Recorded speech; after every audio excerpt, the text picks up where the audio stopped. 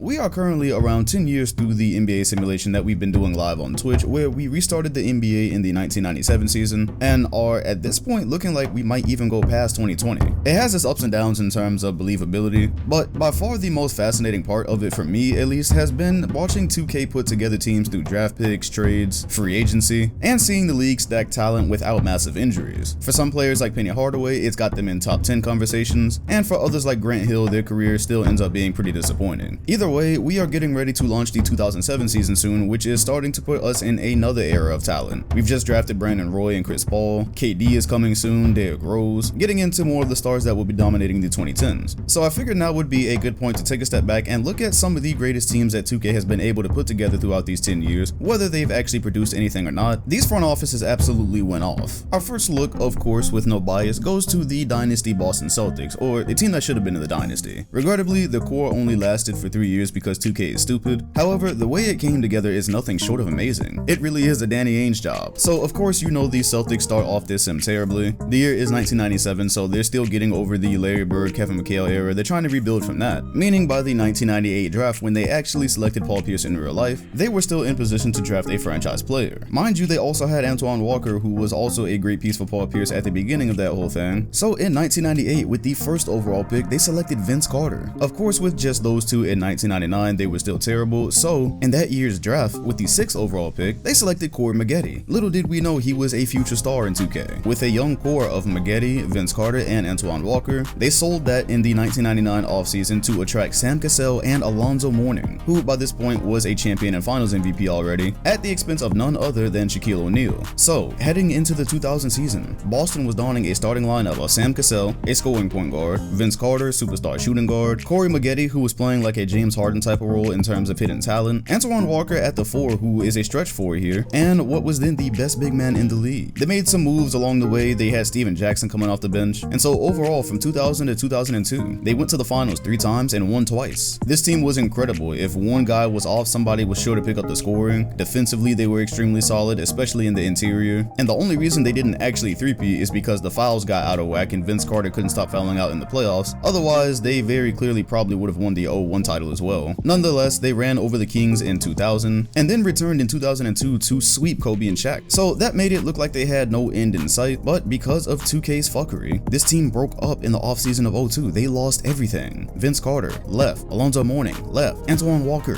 left. It made no sense. And it taught me that I actually have to rule this league with a bit of a heavy hand, because as cool as this simulation is, it still is at the end of the day just 2K crunching a bunch of numbers and calling it logic. So in reality, even if the Celtics were for some reason going to lose Zoe and Antoine Walker in what looked like a dynasty with no end in sight, they should have at very least retained Vince Carter, because as far as I know, that was the year 02. He was drafted in 1998. He should have still been under team option. But back then I wasn't too keen on making any changes myself, so I let it go, and that actually led to some more 2K handiwork depending on how you look at it, because the Blazers have been performing piss poor. However, it looks like they are finally starting to make some noise with their big 3 led by none other than Vince Carter. This Blazers team was fascinating from the start. We were in 97, so they were already on their way up, led by Rasheed Wallace. However, they would routinely come within like one shot of greatness, and they just couldn't hit that one shot, particularly Rasheed. But even with that, Wallace has routinely been one of the best players on and off screen throughout the sim, so all he needed was some help. So imagine our delight when the Blazers signed Steve Nash. Of course, our delight before we realized that on screen Nash does absolutely nothing, but he does provide numbers. And so it was Steve Nash and Wallace for a while, because the Suns decided that they wanted to start from square one, and they let both Jason Kidd and Nash go. So then in 02, they got VC in free agency, and they continued to draft amazing pieces. They got Carlos Boozer, who they just signed to a mega contract in 06 actually, so it looks like he'll be starting with Rasheed Wallace. They drafted Danny Granger, who turns into an elite scorer, although I don't know if there's going to be enough shots for him on this team. But nonetheless, on paper, this Blazers team is absolutely incredible. And mind you, they got VC, who's been averaging 30 points for the longest now, in 2002. We just did the 06 season, and I'm pretty sure that was their first time making the playoffs. That's how 2K does. You get all these amazing names together and somehow they struggle. But either way, as an AC, they upset this amazing Nuggets team we're going to talk about. So they're probably finally on the uptick. And yeah, Nuggets management has been in their bag. Of course, they also started out terrible, so when the 98 draft came around, they were in position to draft Paul Pierce. It did not look right, and for a while, he really was the only one there. They weren't even building, and then everything just popped into existence around 2003. Actually, a little bit before then, with the 4th pick in the 01 draft, they were able to get a hold of Tony Parker, and then many slots later, at pick 21, they they were able to steal Tyson Chandler. In free agency, they were able to sign Steven Jackson as a role player and also sign Vin Baker. Sorry, I forgot the background story on him. He actually won a championship in San Antonio and then left, pulled a Kawhi Leonard, won finals MVP. So by the time that 01 draft was over, they had Tony at the point, Pierce at the 3, Vin Baker at the 4, Steven Jackson and Tyson Chandler on their bench. Then look at this dumb luck. Actually, in the 90s, the Indiana Pacers had selected Manu Ginobili, but he had Eurostash years, and by the time he was supposed to migrate over to Indiana, they had renounced his rights for whatever reason. I don't know if they couldn't afford him or whatever. Anyways, Ginobili was developing overseas, so he came to the NBA a beast. He was like 87, and the Nuggets picked him up. Parker and Ginobili, just inseparable. So give this a couple of years of development, and by the time you get around to 2005, the Nuggets have 490 overalls. 4. And that's all through free agency and draft. They've already won one championship. Again, they were defeated by the Blazers in the first round the very next year, because the Blazers, despite being an 8 seed for whatever reason, they're kind of just as stacked if we're being real. Speaking of stacked, I was poking fun at the Cavaliers when I was doing the early recaps, but they had a really nice run putting an early team together that probably cost them a shot at LeBron James. Nonetheless, very early on, they drafted both Antoine Jameson and Keith Van Horn, 2 stretch bigs, interchangeable between small forward and power forward. They already had Big Z, who is routinely one of 2K's most overrated players. He's been a very well hidden secret since around 2K16. They were able to pry Eddie Jones away from the Lakers because he, Kobe, and Van Exel just weren't mixing well, and then they went on to draft Baron Davis. And not just draft him, by the way, finesse him. The Clippers were on the clock in 1999 for the 2nd overall pick, and they swapped that 2nd overall pick and a very old and fossilized Clyde Drexler for Bob Sura and Terrell Brandon, which was not a terrible trade because Terrell Brandon was an all-NBA player. However, that gave this extremely well-rounded Cavaliers roster a 2nd pick, and they used it to draft the only position that they were missing since they just traded Terrell Brandon, and they got Baron Davis, B. Diddy. So when they were done, their roster said Baron Davis, Eddie Jones, Keith Van Horn, Antoine Jameson, and Zydrunas Ilgauskas. That is a solid starting 5 and a really well-built team by 2K. By 2001, they had gone on to defeat the Boston Celtics, the NBA champion Boston Celtics, of course only to lose to none other than the San Antonio Spurs featuring Vin Baker. And then they said bet. They lost Eddie Jones and signed Michael Jordan for his last season. So instead of MJ on a Wizard stint that had no hope of resulting in a title or anything competitive, he actually did go to a contending team. They were nice. They took the Celtics a distance again in 2002, but of course, by that point they were just too strong. So they got to the conference finals, they lost, and then they promptly lost Baron Davis. They didn't lose him until 03 after losing to the New Jersey Nets that I am getting ready to talk about. However, I would like to point out, yes, being that Davis was drafted in 99, this should have been another that I vetoed. This is just 2K for some god-awful reason, having teams losing restricted free agents that they have team options on that they would never let walk in a million years. But Baron Davis went to go play with Chris Webber, so Dom Too Stern was pleased. They actually won a championship together too, and made the NBA Finals again last night. So about that Nets team that the Cavaliers lost to in 2003. The Nets, of course, ass-tastic in 1998, so they're in position to draft Dirk Nowitzki, who goes a lot earlier here than he did in real life for obvious reasons. The next year, 99, they get what we would now consider a steal in Andrei Kirilenko. So now they got a shooter at the small forward next to Dirk. In 2001, they are able to pry Eddie Jones away from the Cleveland Cavaliers, so now they've got a legitimate core. And then in the 2002 NBA draft, the Knicks do the most New York Knicks thing possible. They draft Yao Ming, who by the way fell to them at the 6th pick, and 2 picks later when the Nets are drafting, there's a trade. They trade their 9th pick and Aaron Williams to the Knicks for Sean Bradley and Yao Ming.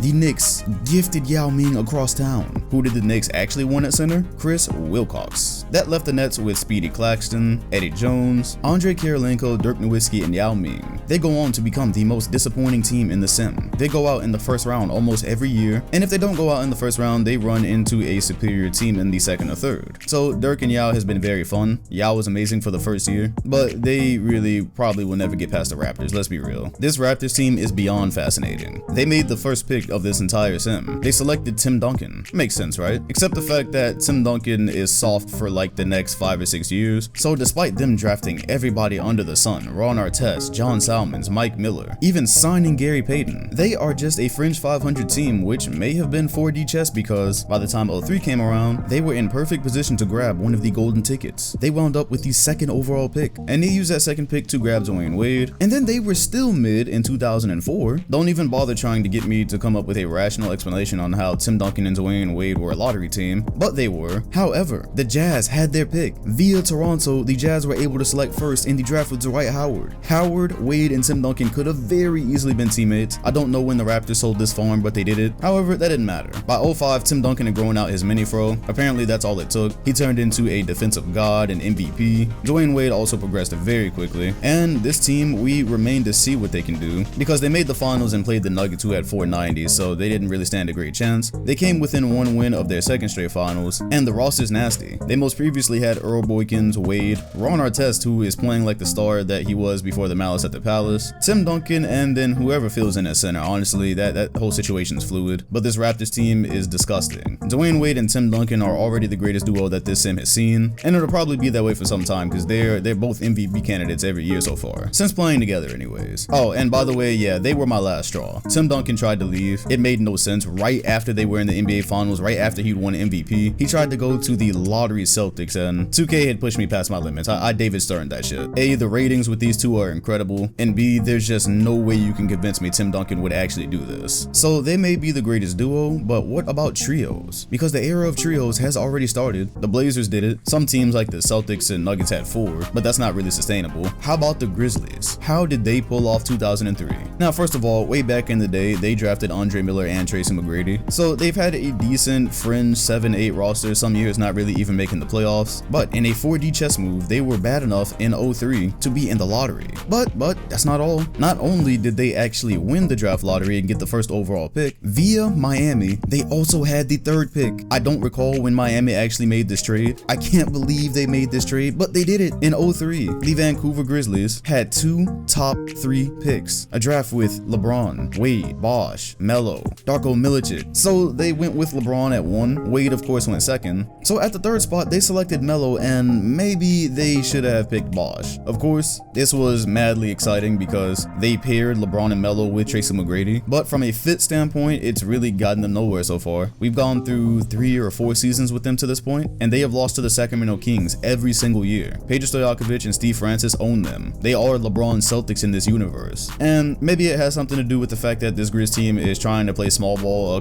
just a few years too early, really. The center is Sean Bradley, but then they have to play either Melo or Braun at power forward. They don't actually have another power forward on the team that they can legitimately give minutes to, and so that's probably causing some problems in a league where Pau Gasol and Shaq are playing together. And that's a problem that would not have existed if they would have drafted Chris Bosh, which now that I look at it would have been a much better fit. T-Mac, James, and Bosh would have been a lot like Wade, Bosh, and James. Melo pretty much takes all the shots in the Grizzlies offense, and although it's been fun and it was wildly fun to watch 2K put this team together, it feels like they've hit their ceiling already. We're in 06, and of course the guys are developing, but again, big men still rule this league right now. Even if they had defeated the Kings last night and went to the conference finals, I don't know if they would have been able to defeat Pau Gasol and Shaq just based on the matchup. Gasol had him fouled out in one of the regular season games. I don't know. Either way, we are moving on to the 06-07 season. We've got plenty of enticing drafts coming up. The health of the league is amazing because injuries are turned not off, but they're down. So guys like Penny Hardaway, Grant Hill, they've been able to have at least healthy careers, and we're just dropping more and more talent every year. Chris Paul and Brandon Roy just teamed up in the draft. It's getting crazy. So be sure to follow my Twitch if you want to see all this go down live. Link in the comment section and description. And also hit the like button, comment, and sub if you enjoyed the video, and hit the bell next to my name if you want notifications every time a video drops. Thanks for watching, and I'll see you all on the next one.